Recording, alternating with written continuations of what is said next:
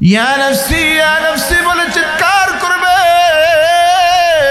বাবা তার সন্তানের পরিচয় দিবে না, সন্তান তার মায়ের পরিচয় দিবে না, স্বামী তার স্ত্রী পরিচয় দিবে না। ইয়াউমা ইয়াফিরুল মারউ মিন আখিহি ওয়া উম্মিহি ওয়া আবি ওয়া সাহিবাতিহি ওয়া বানি। যে হাসরের ময়দানে মা তার সন্তানের পরিচয় দিবে না, সন্তান তার মায়ের পরিচয় দিবে না। ওই মুহূর্তের মধ্যে প্রত্যেকটা মানুষ নাফসি নাফসি বলে চিৎকার করবে। সাধারণ কোনোভাবে যদি একটা নেকির ব্যবস্থা হয়ে যায়, বান্দাগুলো বেঁচে আল্লাহ তাআলা জান্নাতে চলে যাবে। ও মুসলমান ইমানদার আল্লাহর গোলাম, ওই মুহূর্তের ভিতরে যাদেরকে আল্লাহ তাআলা, এই ছোট্ট ছোট্ট বাচ্চাদেরকে আল্লাহ তাআলা জান্নাতের ন্যাশনাল ভিসা আল্লাহ তাআলা দিয়ে দিয়েছে, এই আল্লাহর গোলামগুলো আল্লাহ তাআলার জান্নাতে যায় না, জান্নাতে না গিয়ে হাসরের ময়দানে খালি ঘোরাঘুরি করতেছে, ঘোরাঘুরি করতেছে। আল্লাহর ফেরেশতাগুলো ডাক দেবে, ওগো আল্লাহর গোলাম, হাসরের ময়দানে প্রত্যেকটা মানুষ আজকে পেরেশান। কোনো মতো কষ্ট মষ্ট করে জান্নাতে যাইতে পারলে বান্দাগুলো বেঁচে যায়। একটা নেকির জন্য মানুষ পাগল পারা হয়ে গেছে। আল্লাহ তাআলা তোমাকে জান্নাতের ন্যাশনাল ভিসা দিয়ে দিয়েছে।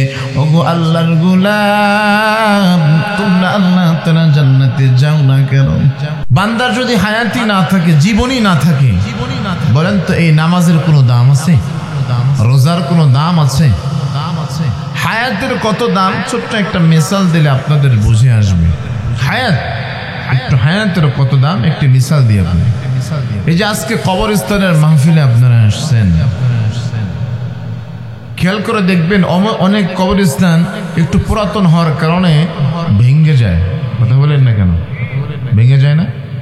তো আল্লাহর এক বান্দা কবরের পাশ দিয়ে যখন যাচ্ছে, তিনি খেয়াল করে দেখলেন কবরটা ফুটা, কবরটা ভেঙে গেছে।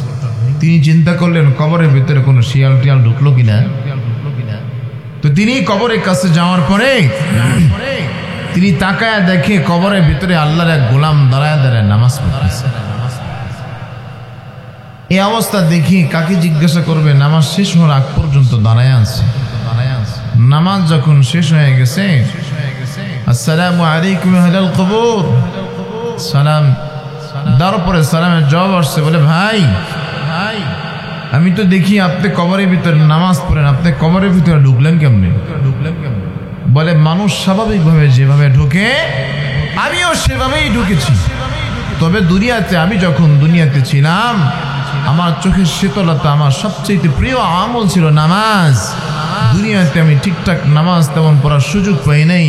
আমি আল্লাহ পাক রব্বুল আলামিনের কাছে ফরিয়াদ করেছিলাম, প্রার্থনা করেছিলাম, ওগো দয়ার আল্লাহ, তুমি যদি আমাকে কবর থেকে জান্নাতের সুসংবাদ দিয়ে দাও, আমি ঘুমাইতে চাই না, কিয়ামত পর্যন্ত আমাকে তুমি নামাজের সুযোগ করিয়ে দিও। এই জন্য আমি এখানে নামাজ পড়তেছি। এবার বলে, বুঝলাম ভালো কথা, নামাজ পড়তেছি, তো কতদিন যাবত নামাজ পড়েন? ভালো করে বোঝেন, কতদিন যাবত নামাজ পড়েন? বলে 400 বছর ধরে নামাজ পড়েন। আমি আরেকজনের ঘটনা বলছি, তাই যদি শুনে আপনারা সুবহানাল্লাহ বলেন। যেই ব্যক্তি ওই কবরওয়ালার সাথে কথা বলতেছে, সে যখন শুনছে যে 400 বছর ধরে সে ইবাদত করতেছে, সে তো সুবহানাল্লাহ বলে গড়াগড়ি করার কথা। কথা বলেন না কেন? তো তিনিও উপর থেকে বলছেন সুবহানাল্লাহ। তিনি যখন সুবহানাল্লাহ বলছে, এতে কবর থেকে বলতে, এই দাঁড়াও, থামো, যে আমি যে 400 বছর পর্যন্ত ইবাদত করছি, এই 400 বছরের ইবাদতের সওয়াব যেটা হয়, এই বদলা তুমি নিয়ে যাও। শুধুমাত্র কেবলমাত্র একবার সুবহানাল্লাহর যে সওয়াব, এই সুবহানাল্লাহ তুমি আমাকে দিয়ে দাও। আচ্ছা বলেন তো, আমি আপনি যতই বোকা হই না কেন, 400 বছরের ইবাদত একটা সুবহানাল্লাহর বিনিময়ে দিয়ে দিবে। একটা সুবহানাল্লাহ পাওয়ার জন্য 400 বছরের ইবাদত সে ছেড়ে দিবে। একটা পাগলও তো এটা বোঝে যে এর পিছনে ভালো কিছু মূল্যবান কোনো বিষয় লুকায়িত আছে, এটা বোঝে না? আচ্ছা বলেন তো, এই ব্যক্তির কৌতূহলকে আগের চাইতে বাড়ছে না কমছে? বাড়ছে। আরে 400 বছরের ইবাদত দিয়ে মাত্র একবার সুবহানাল্লাহ নিতে চায়, কারণ কি? এটা বোঝানোর জন্য আরেকটা মিসাল দিতে হবে। মিসাল দেই। কষ্ট পাচ্ছেন আপনারা? বিরক্ত হচ্ছেন? স্কুল কলেজে বা ভার্সিটিতে যে কোনো জায়গায় যখন পরীক্ষা হয়, পরীক্ষার নির্ধারিত একটা সময় থাকে, 3 ঘন্টা, 2.5 ঘন্টা, 4 ঘন্টা সময় থাকে কি থাকে না? তো ছোট্ট বাচ্চা স্কুলে গিয়েছে, পরীক্ষার হলে প্রশ্নগুলো যখন হাতে পাইছে, তাকায় দেখে কোনো কিছু মিলে না। প্রস্রাব করার অজুহাত দিয়ে প্রশ্ন ওই খাতা আর প্রশ্নটা নিয়ে পকেটে করে নিয়ে বাড়িতে চলে গেছে। সারাদিন সুন্দর করে গাইডগুলো দেখে 100 থেকে 100 অ্যান্সার করছে। বিকালবেলা স্যারের কাছে গিয়ে প্রফেসরকে বলতেছে, প্রফেসর এই যে নেন খাতা। বলে কিসের খাতা এটা? বলে সকালবেলা পরীক্ষার হলে আসছিলাম, ওই যে পরীক্ষার খাতা এটা। আচ্ছা বলেন তো, পরীক্ষার খাতা নিবে না পিটা দিবে? জোরে বলেন।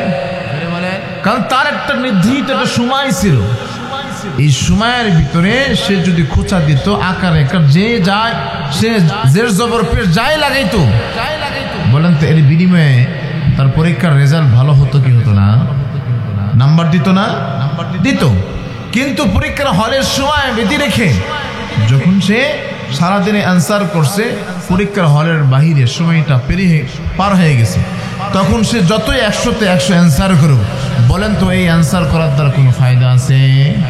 আমার কথা কি আপনারা বুঝছেন?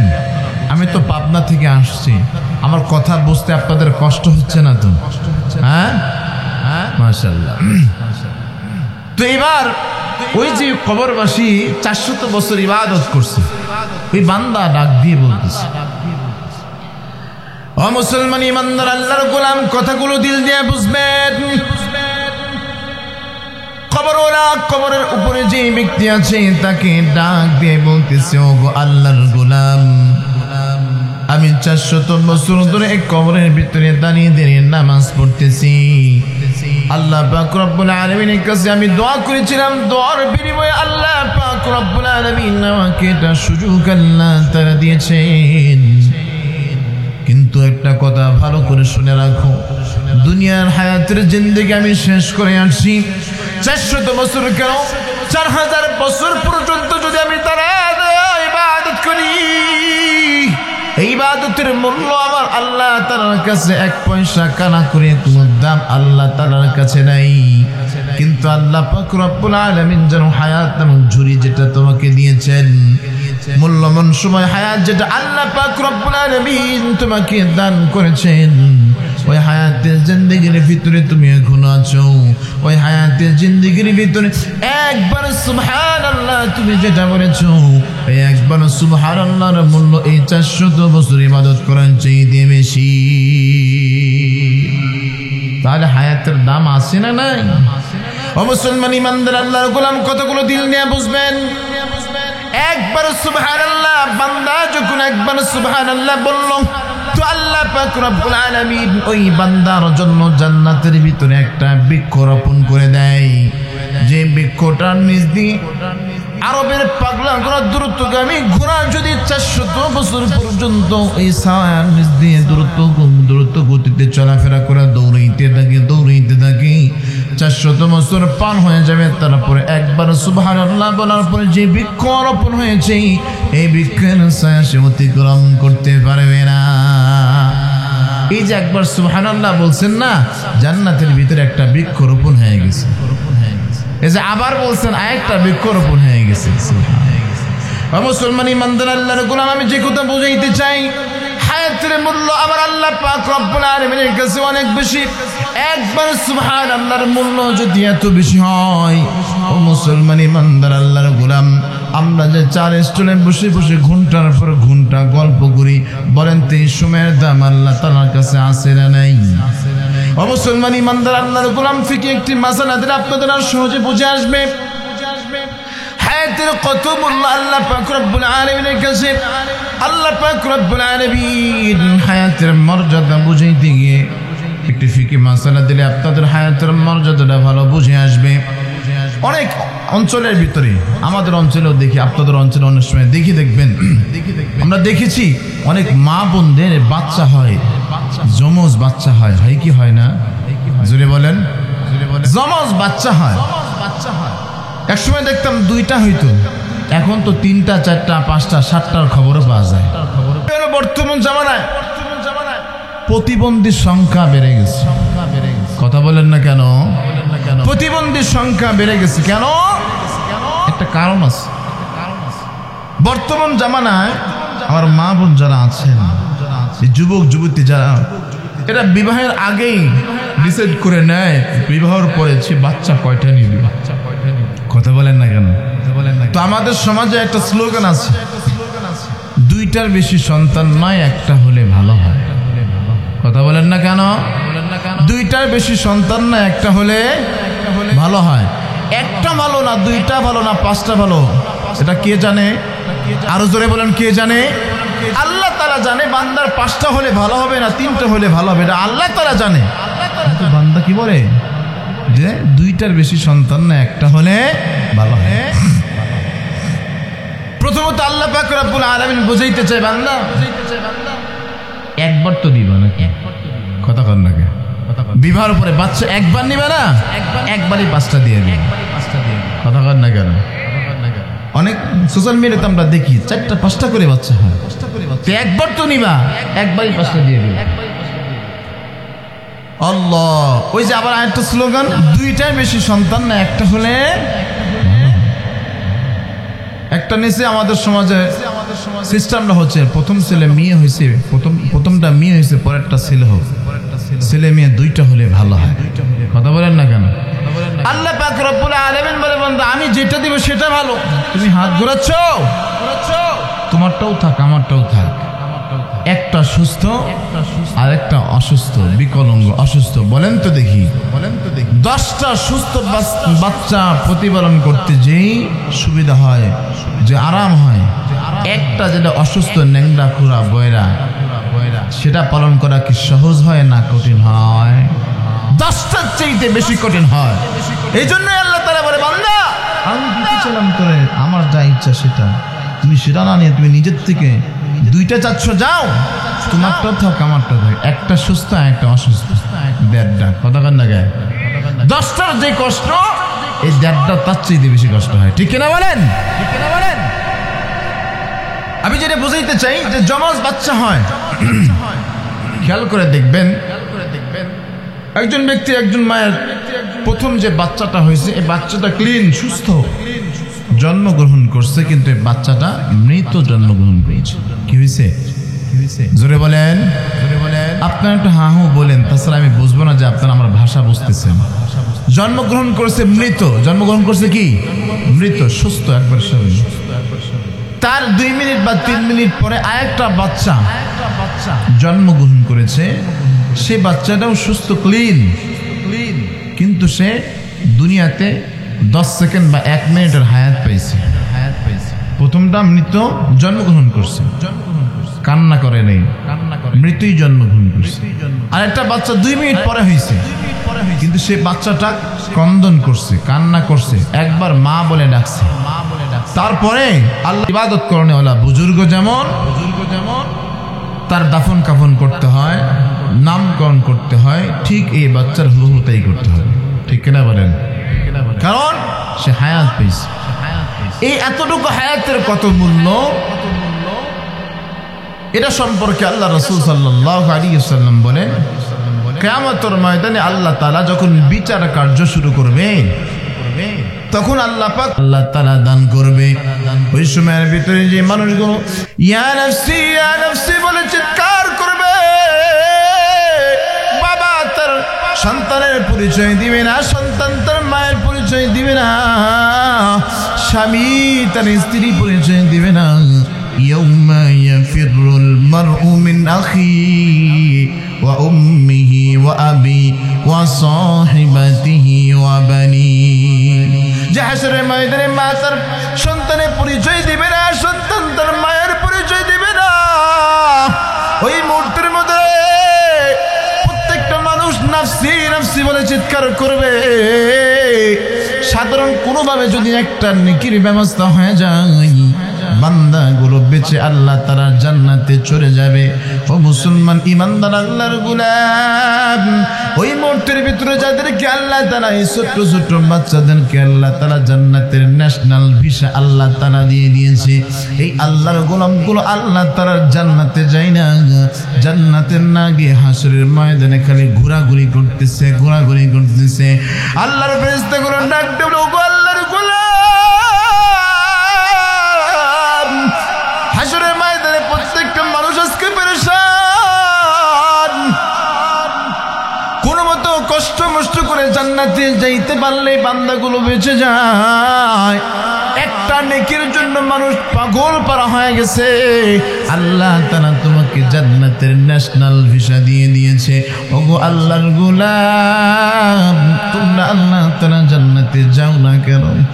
আল্লাহর ফেরেশতাগুলো যখন প্রশ্ন করতেছে, এবার আল্লাহর বান্দা পাল্টা প্রশ্ন করতেছে, আল্লাহর ফেরেশতাগুলো পাল্টা প্রশ্ন করতেছে, কেন জান্নাতে যায় না, কেন জান্নাতে যায় না? এটা বোঝার জন্য একটা মিসাল দিলে একটু সহজে বুঝবে। দেই মিসালটা দেই। এই যে আজকে আপনাদের এখানে মাহফিল হচ্ছে না, তো মাহফিলের সভাপতি সাহেব যেমন মনে করেন যে আজকে আমাদের সভাপতি সাহেব মাওলানা আব্দুর রহমান সাহেব, মুরব্বী মানুষ, বয়স হয়ে গেছে, মাহফিলের দায়িত্ব পড়ছে, সন্ধ্যার পর থেকে সভাপতির দায়িত্ব পালন করতে হবে। কিন্তু মাহফিল সভাতে বাড়িতে নাতি নাত করে আসছে কিনা, কথা বলেন না কেন? নাতি নাত করে আসছে না? তো বাড়ির থেকে বাড়ির মহিলা আগেই বলে দিয়েছে, মুরব্বী বলে দিয়েছে, দেখো তুমি তো সন্ধ্যার পরে ব্যস্ত হয়ে যাবা, এই নাতিদেরকে নিয়ে তুমি একটু মেলায় গিয়ে এদের একটু ভালো নাস্তা পানি খাবার দাবার যা যা চায় এটা কিনে দিয়ে সন্ধ্যার আগেই তুমি তাদেরকে পৌঁছে দিয়ে, বলে কি বলে না? এই নাতিদেরকে নিয়ে মেলায় ঢুকে বাদাম, চানাচুর, জিলাপি যা চায় সব কিছু কিনে দিয়েছে। কিনে দেওয়ার পরে বলছে, যাও আজান হওয়ার আগে সোজা বাড়িতে চলে যাবে, ডানে কোথাও তুমি তাকাবো না। নাতি যতই সবকিছু কিনে দেখ না কেন, তার নিজের একটা ব্যক্তিগত স্বাধীনতা আছে কিনা? বাড়িতে যাওয়ার কথা বলে, কিন্তু কি হয়েছে, যা চাইলা সবই তো তোমারে দিলাম, ঘর ঘোরাও কেন? বলে আমার 10টা টাকা দেন। কথা বলেন না কেন? যতই আপনি দেন না কেন, তার ব্যক্তি একটা স্বাধীনতা আছে, তার 10টা টাকার দরকার।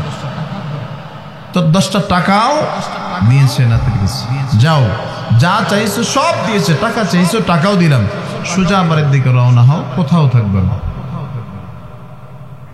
এটা বলে উনি মাহফিলের কাজে প্যান্ডেলের দিকে দৌড়াইছেন। নাতিরে বলছে কোথায় যাইতে? জোরে বলেন, বাড়িতে যাইতে। নাতি এক পা সামনের দিকে দেয়, 2 পা পিছনের দিকে দেয়, দেখে দাদা কই গেল, নানা কই গেল। কথা বলেন না কেন? যেই দেখছে নানার আর দেখা যায় না, ওই যে 10টা টাকা আছে, টাকা নিয়ে সোজা দৌড়ায় আবার মেলায় চলে গেছে। মেলায় যাওয়ার পরে ঘটনার চক্রে এমন হয়েছে যে নানার বা দাদার আবার কোনো কাজের চাপে মেলায় আবার আসার জরুরত হয়েছে। যখনই ঢুকছে, নানা নাতির চেহারার সাথে সংঘর্ষ হয়ে গেছে। টাকা চাইলো, টাকা দিলাম, খাবার দাবার সবকিছু কিনে দিলাম, বাদাম কিনে দিলাম, জিলাপি কিনে দিলাম, আবার মার্কেটে আসছো কেন? এবার নাতি বলতেছে, সবই তো তুমি দিয়েছো, বাসি কিনে দিছো, বাসি। আরে বাচ্চা, এই জিলাপি কে খায়, বাদাম কে খায়, এই ভাজাপুরি কে খায়? ওর কাছে তো বাসি বাজানো তার কাছে মজা লাগে, তার তো বাসির প্রয়োজন। সবকিছু তুমি দিয়েছো, বাকি কি বাসি দিয়েছো? বাসি, আমি তো বাসি কেনার জন্য আবার মার্কেটে আসছি। কথা বলেন না কেন? মুসলমান বন্ধুরা, আমার কথাগুলো দিল দিয়ে বুঝবেন। কিচ্ছা শোনানো আমার কোনো উদ্দেশ্য নয়, আমি আপনাদেরকে বুঝাইতে চাই, আল্লাহ পাক রব্বুল আলামিন যখন আল্লাহ পাক রব্বুল ওই বাচ্চাদেরকে ন্যাশনাল ভিসা আল্লাহ পাক রব্বুল আলামিন যখন দিয়ে দিবে, এই বান্দাগুলো যখন হাসরের ময়দানে ঘুরতে থাকবে, আল্লাহর জান্নাতের ভিতরে ঢুকে না, আল্লাহর ফেরেশতা ডাক দিয়ে বলে, ওগো আল্লাহর গোলাম, আজকে এই কঠিন মুহূর্তের ভিতরে মানুষ স্বাভাবিক জান্নাতের সার্টিফিকেট পাইলে জান্নাতের ভিতরে চলে যাবে। আল্লাহ তাআলা তোমাদেরকে জান্নাতের ন্যাশনাল ভিসা দিয়ে দিয়েছে, তোমরা আল্লাহর জান্নাতে যাও না। কারণটা কি একটু জানতে চাই? ওই আল্লাহর গোলাম যেটা বলতেছিলাম হায়াতের কত মূল্য আল্লাহর গোলাম, ওই আল্লাহর গোলাম ছোট বাচ্চাগুলো তখন তো বড় হয়ে যাবে। আল্লাহর গোলাম ডাকতে বলবো আল্লাহর ফেরেশতা, আল্লাহ পাক রব্বুল আলামিন আমাদেরকে জান্নাতের সার্টিফিকেট দিয়ে দিয়েছে, কিন্তু যে পিতা মাতার মাধ্যমে দুনিয়াতে 1 মিনিটের হায়াত পেয়েছি, এই 1 মিনিট হায়াতের বদৌলতে আল্লাহ তাআলা আমাদেরকে জান্নাতের সার্টিফিকেট দিয়েছে। আল্লাহ তাআলা আমাদেরকে সব দিয়ে দিয়েছে, কিন্তু আল্লাহ তাআলা আমাদের পিতা মাতাকে এখনো দেয় নাই। যতক্ষণ পর্যন্ত আমাদের পিতা মাতার সাথে সাক্ষাৎ করে না দিবে, তাদেরকে ছাড়া আমরা আল্লাহ তাআলা জান্নাতে যাব না।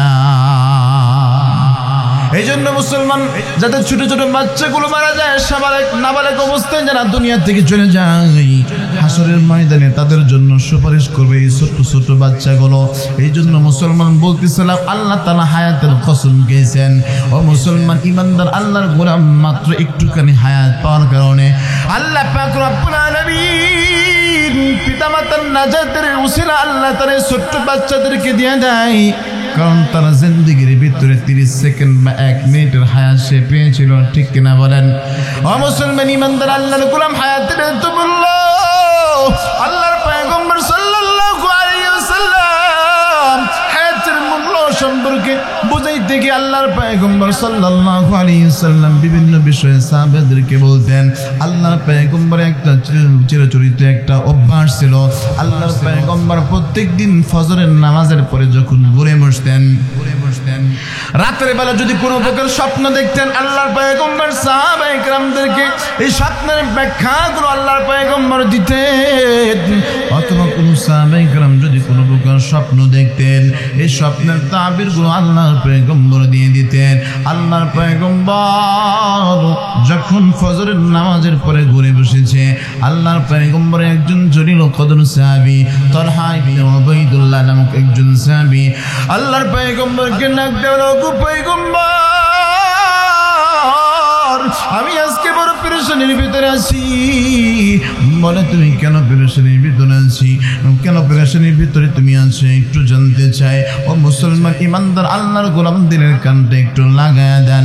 আল্লাহর পয়গম্বরকে ডাক দিয়ে বলে, পয়গম্বর, রাত্রে বেলা একটা স্বপ্ন দেখেছি, এই স্বপ্ন দেখার পর থেকে আমি বড় পেরেশান হয়েছি। আল্লাহর পয়গম্বর ডাক দিয়ে বলল, কি এমন স্বপ্ন তুমি দেখেছ যে স্বপ্ন দেখার পর থেকে তুমি পেরেশানির ভিতরে আছো, চিন্তিত আছে, একটু জানতে চাই।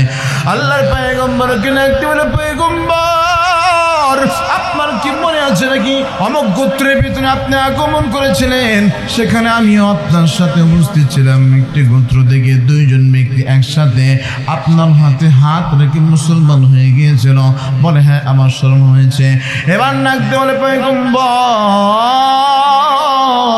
এর ভিতরে এমন একজন ব্যক্তি ছিল যে 1 বছর পূর্বে স্বাভাবিকভাবে মৃত্যুবরণ করেছে। 1 বছর পূর্বে শাহাদাতের পেয়ালা পান করে দুনিয়া থেকে বিদায় নিয়ে নিয়েছে। আর একজন সাহাবী এমন ছিল যে স্বাভাবিকভাবে মৃত্যু হয়েছে 1 বছর পরে। এই 3 জন সাহাবী আমরা একসাথে রাতের বেলা আমি স্বপ্নের ভিতরে আল্লাহ তাআলার জান্নাতের ভিতরে প্রবেশ করলাম। আল্লাহর জান্নাতের ভিতরে যখন ঢুকে গেলাম, 3 বন্ধু একসাথে জান্নাতের সামনে দিয়ে ঘুরতে ঘুরতে হঠাৎ করে জান্নাতের দরজা একটা খুলে দিয়েছে। আল্লাহু আকবার বলেন। আল্লাহর ফেরেশতা জান্নাতের দরজা খুলে দিয়েছে। জান্নাতের দরজা খুলে যে ব্যক্তি স্বাভাবিকভাবে 1 বছর পরে মৃত্যুবরণ করেছে, তার হাতটা ধরে ডাক দেবেন, আল্লাহর গোলাম, আর কতক্ষণ পর্যন্ত তুমি বাইরে ঘোরাঘুরি করবা, জান্নাতের কাজগুলো দেখবা? আল্লাহ তাআলা অর্ডার করেছে, চলো জান্নাতের ভিতরে প্রবেশ করো, জান্নাতের ভিতরে তুমি ঢোকো। আল্লাহর গোলামের হাতটা ধরে জান্নাতের ভিতরে ঢুকাই নিয়েছে। ওগো পয়গম্বর, বাকি 2 জন আমরা 2 বন্ধু একসাথে সামনের দিকে আগাইতে আবার কিছুক্ষণ যাওয়ার পর আবার জান্নাত রহমতের ফেরেশতাগুলো জান্নাতের দরজাগুলো খুলে দিয়েছে।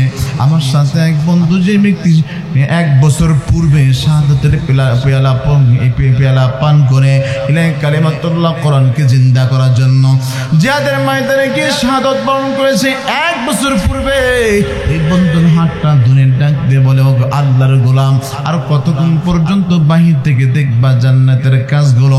আল্লাহ তাআলা অর্ডার হয়ে গেছে জান্নাতের ভিতরে প্রবেশ করো, জান্নাতের কাজগুলো ভিতরে গিয়ে দেখো।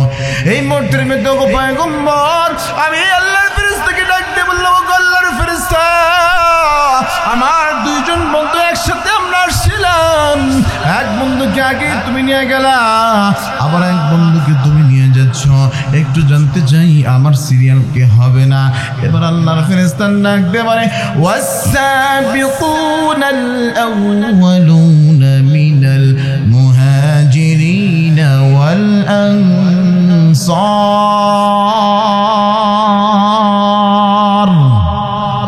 ও মুসলমান ইমানদার, আল্লাহর গোলাম, আল্লাহর ফেরেশতা ডাক দিয়ে বলে, আল্লাহর গোলাম, তুমি যেহেতু আল্লাহর পয়গম্বরের হাত রেখে শাহাদাতের হাত রেখে যেহেতু সাবিয়াতের মর্যাদা তুমি লাভ করেছো, আল্লাহ পাক অবশ্যই তোমাকে জান্নাত দেবে। তবে একটা কথা ভালো করে শুনে রাখো, আল্লাহ পাক রব্বুল আলামিন এই 2 জন বান্দাকে হায়াতের জিন্দেগি শেষ করে আজকে কবরের জিন্দেগিতে চলে গেছে, এই জন্য আল্লাহ তাআলা তাদেরকে জান্নাতের সার্টিফিকেট দিয়ে দিয়েছে।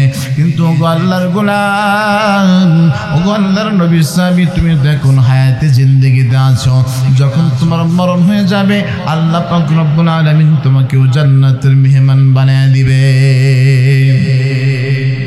ও মুসলমান ইমানদার, আল্লাহর গোলাম, আল্লাহর পয়গম্বর ডাক দিল, ও তালহা ইবনে উবাইদুল্লাহ, এটা তো খুশখবরি, আল্লাহ তাআলা তোমাকে জান্নাতের মেহমান বানাবে। সুবহানাল্লাহ বলেন।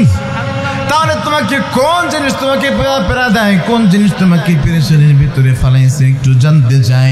আল্লাহর পয়গম্বরকে ডাক দিয়ে বলে, পয়গম্বর, আমার পেরেশানির কারণ হলো সেটা যে আল্লাহ পাক রব্বুল আলামিন 1 বছর পূর্বে শাহাদাতের পেয়ালা পান করে যে ব্যক্তি দুনিয়া থেকে চলে গেল, তাকে আল্লাহ তাআলা পরে জান্নাতে ডাকলেন। আরেকজন ব্যক্তি এমন যে স্বাভাবিকভাবে 1 বছর পরে যে মৃত্যুবরণ করেছে, তাকে আল্লাহ তাআলা আগে জান্নাত দান করছে। কিন্তু পয়গম্বর যে আগে মারা গিয়েছে, তার তো আগে জান্নাতে যাওয়ার কথা ছিল, কিন্তু সেটা না হয়ে পরের জন আগে জান্নাতে গিয়েছে, আগের জন পরে জান্নাতে গিয়েছে। এই জিনিসটা আমাকে বড় ভাবায়, এই জন্য আমি বড় চিন্তিত, আমি বড় পেরেশানির ভিতরে আছি। আল্লাহর পয়গম্বর ডাক দিয়ে বলে, তালহা ইবনে উবাইদুল্লাহ,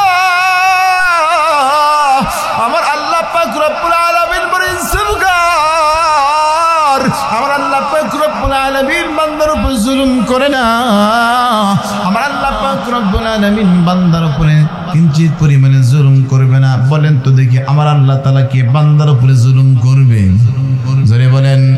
যার যতটুকু প্রাপ্য আছে দিয়ে দিবেন কে? আরো জোরে বলেন।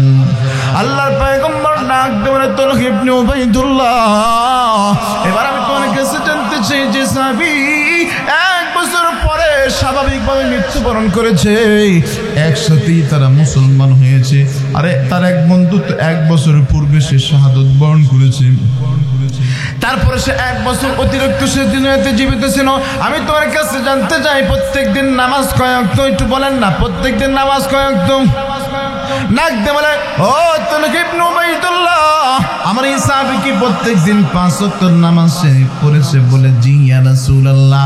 এমন ডাক দিয়ে বলে, তালহা ইবনে উবাইদুল্লাহ, একটি বছরের ভিতরে দিন কয়টা? 60 বা 360 দিন বা 65 দিন। নাক দিয়ে বলে, ও তালহা ইবনে উবাইদুল্লাহ, তাহলে একটু চিন্তা করে দেখো, একটা বছরের ভিতরে 360 দিন বা 65 দিন যদি সে প্রত্যেকদিন 5 ওয়াক্ত নামাজ পড়ে, বলেন তো দেখি নামাজের ভিতরে 2টা সিজদা আছে না নাই? সুবহান রাব্বিয়াল আলা, এই শব্দটা সে 1 বছর বেশি বলছে কি বলে নাই? সুবহান রাব্বিল আযীম রুকুতে গিয়ে সে বলছে কি বলে নাই? আল্লাহর পয়গম্বর ডাক দিল, তালহা ইবনে উবাইদুল্লাহ, আমি তোমার কাছে জানতে চাই, একটা মাসের ভিতরে আল্লাহ পাক রব্বুল আলামিন গুরুত্বপূর্ণ একটি মাস রেখেছে, শাহরু রমাদানাল্লাযী أنزل فيه القرآن وهدى للناس وبينات من الفرقان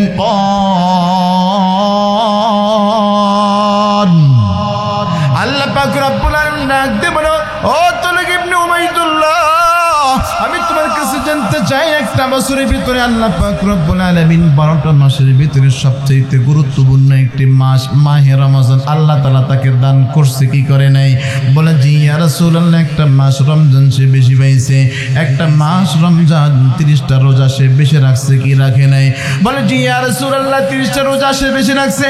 এবার ডাক দিয়ে বলে, তালক ইবনে উবাইদুল্লাহ, এই রমজান মাসের ভিতরে শেষ দশকের ভিতরে একটি রজনী এমন আছে যে রজনীর নাম হচ্ছে শবে কদর। কথা বলেন না কেন? যে শবে কদরের ভিতরে শবে কদরের মর্যাদা কত, যে শবে কদর যে ব্যক্তি পাইল আল্লাহ পাক রব্বুল আলামিন ওই বান্দাকে 1000 মাস ইবাদত করার সওয়াব তার আমলনামায় আল্লাহ তাআলা দিয়ে দিবে। আল্লাহর পয়গম্বর ডাক দিয়ে বলে, তালক ইবনে উবাইদুল্লাহ, তাহলে আমি তোমার কাছে একটু জানতে চাই, এই সাহাবী শবে কদর একটা বেশি পাইছে কি পাই নাই? বলে জি ইয়া রাসূলুল্লাহ, শবে কদর একটা বেশি পাইছে। এমন ডাক দিয়ে বলে, পয়গম্বর আমার বুঝতে বাকি নাই। এমন ডাক দিয়ে বলে, তালক ইবনে উবাইদুল্লাহ, একটা বছর ইবাদত সে বেশি করেছে, নামাজ সে বেশি পড়েছে, 1 মাস রোজা সে বেশি পাইল, বছরের ভিতরে 2টা ঈদ সে বেশি পাইছে। সবকিছু করার কারণে তার চাইতে তার আমলনামার ভিতরে নেকের পাল্লা ভারী বেশি হয়েছে না কম হয়েছে? বলে হ্যাঁ, নেকের পাল্লা ভারী হয়েছে। আল্লাহ তাআলা ওয়াদা যারা ইলাই কারিমুল্লাহ কোরআনকে বাস্তবায়িত করার জন্য শাহাদাত বরণ করবে, আল্লাহ পাক রব্বুল আলামিন তাদেরকে জান্নাত দেবে। সে জান্নাত সে পাইছে কি পায় নাই? বলে জি ইয়া রাসূলুল্লাহ, সে জান্নাত পাইছে। তবে একটা কথা ভালো করে শুনে রাখো, একটা বছর বেশি ইবাদত করার কারণে ওই বান্দার চাইতে এই বান্দাকে আল্লাহ তাআলা আগে জান্নাত দান করেছে। তাহলে হায়াতের দাম আল্লাহ তাআলার কাছে আছে না নাই? ও মুসলমান ইমানদার, আল্লাহর গোলামত আমরা হায়াতগুলো নষ্ট করি। কথা বলেন, হায়াতগুলো নষ্ট করতে আমরা হায়াতগুলো নষ্ট করি। ইমাম গাজালি রহমতুল্লাহ আলাইহি তার গোলামকে ডাক দিয়ে বলে, গোলাম হায়াত জিন্দেগি তুমি নষ্ট করিও না, আল্লাহ পাক রব্বুল আলামিনের কাছে হায়াতের বড় দাম। আল্লাহর পয়গম্বর আল্লাহ পাক রব্বুল আলামিন হায়াত সম্পর্কে জানিয়েছেন, আল্লাযী খালাকাল মাউতা ওয়াল হায়াতা লিয়াবলুয়াকুম আইয়ুকুম আহসানু আমালা। আল্লাহ পাক রব্বুল আলামিন বান্দার যে হায়াত দান করেছে, হায়াতের ভিতরে 1 নম্বর লিয়াবলুয়াকুম, আল্লাহ তাআলা বান্দাকে পরীক্ষা করবেই করবে। কথা বলেন না কেন? আল্লাহ তাআলা বান্দাকে পরীক্ষা করবে। 2 নম্বর আহসানু আমালা, আল্লাহ পাক রব্বুল আলামিন দেখবে হায়াতের ভিতরে বান্দার আমল কত সুন্দর হয়েছে, কে কত সুন্দর আমল করেছে, এটা আমার আল্লাহ তাআলা দেখবে। ওই যে বলতেছিলাম ইমাম গাজালি রহমতুল্লাহ আলাইহি তার খাদেমকে ডাক দিয়ে বলে, খাদেম আমি তোমার কাছে একটু ফল চাই, ফল খাওয়াইবা। আমার বাগানের ভিতরে সবচাইতে উত্তম ফল যেটা আছে এই ফলগুলো তুমি আমার জন্য নিয়ে আসবা। ওগো আল্লাহর গোলাম, আল্লাহর গোলাম চিন্তা করলো, মনে আজকে আমার কাছে ফল খাইতে চায়, বাগানের সেরা ফলগুলো সে আমার কাছে খাইতে চাইছে। ঠিক আছে মালিক, আমি আপনার জন্য ফল নিয়ে আসতেছি। ইমাম গাজালি রহমতুল্লাহ আলাইহি একটা শর্ত আরোপ করে দিলেন। ডাক দিয়ে বললেন, গোলাম আমার জন্য যে ফল আনতে তুমি যাচ্ছ, যে ঝুড়িটা তুমি নিয়ে যাবা, বাগানের এক প্রান্ত থেকে তুমি ঢুকবা, অপর প্রান্ত দিয়ে তুমি বের হবা। দ্বিতীয়বার কিন্তু এই বাগানের ভিতরে ঢোকার কোনো সুযোগ থাকবে না। আল্লাহর গোলাম চিন্তা করলে, এত বড় বাগান, এই বাগানের ভিতরে ফল আনবো, এক প্রান্ত থেকে ঢুকবো, অপর প্রান্তে গেলে এই ফল না, এটা তেমন কি আহামরি তেমন কোনো বিষয় নাই। ও মুসলমান ইমানদার, আল্লাহর গোলাম আবার শর্ত আরোপ করেছে, বাগানের এক প্রান্ত থেকে ঢুকবা, অপর প্রান্ত দিয়ে তুমি বের হবা। দ্বিতীয়বার বাগানে ঢোকা যাবে না, যে কয়টা ফল তুমি ছিঁড়বা সেটা নিয়ে চলে আসবা। আল্লাহর গোলাম যখন বাগানের ভিতরে প্রবেশ করেছে, ও মুসলমান ইমানদার আল্লাহর গোলাম একটু দিলটা নরম করে দেন, একটু বোঝার চেষ্টা করেন হায়াতের মর্যাদা আল্লাহ তাআলার কাছে কত বেশি। আল্লাহর গোলাম যখন ঢুকেছে, ঢুকে তাকায় দেখে গাছের ভিতরে রকমারি ফল তাকাচ্ছে। আল্লাহর গোলাম চিন্তা করলো, হায়রে মাত্রই তো বাগানের ভিতরে ঢুকলাম, এখন যদি এতগুলো ফল ছেড়ে আমি এত বড় বাগান পাড়ি দিই আমার বড় কষ্ট হবে, হয়তো বা এর চাইতে আরো সুন্দর ফল বুঝি সামনে আছে। আল্লাহর গোলাম এভাবেই যখন সামনের দিকে বাড়লো, ফল না ছেড়ে সামনের দিকে তাকায় দেখি এর চাইতে আরো সুন্দর ফলগুলো পেকে আছে। আল্লাহর গোলাম চিন্তা করলো, সামনে বুঝে আরো সুন্দর ফল আছে। সামনে করতে করতে এক পর্যায়ে এমন হয়েছে আল্লাহর এর চাইতে আরো সুন্দর করে ফেলেছে, একটা ফল আল্লাহর গোলাম ছিঁড়তে পারে নাই।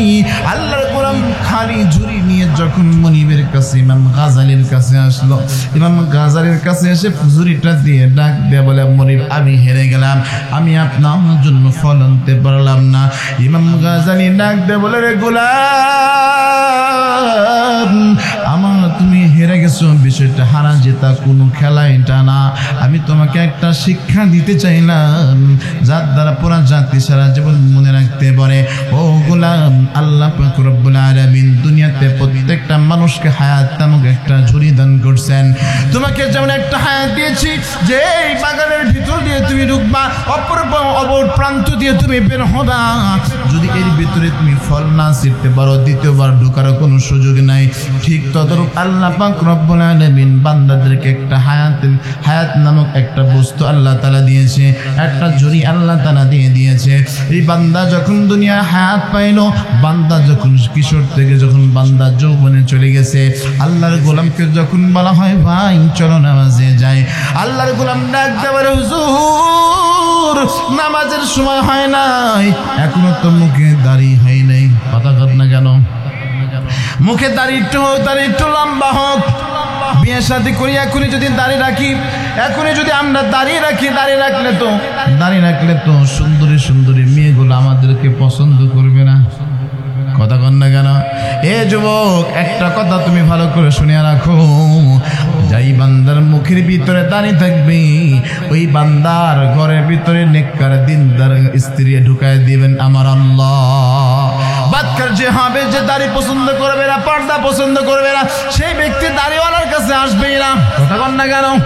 কিন্তু যে দ্বীন ইসলাম বুঝে, আল্লাহর কোরআন মানে, সে দাড়িওয়ালার কাছে আসবে। আল্লাহর গোলাম বলে, ভাই একটু দাঁড়িয়ে রাখেন, নামাজে আসেন।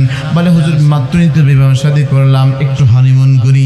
5টা বছর যা, 5টা বছর যখন চলে গেছে, আল্লাহর গোলামকে বলো, ও আল্লাহর গোলাম আসো নামাজে আসো। আল্লাহর গোলাম ডাক দেয় বলে, হুজুর একটু ব্যবসা বাণিজ্য করি, টাকা পয়সা হোক।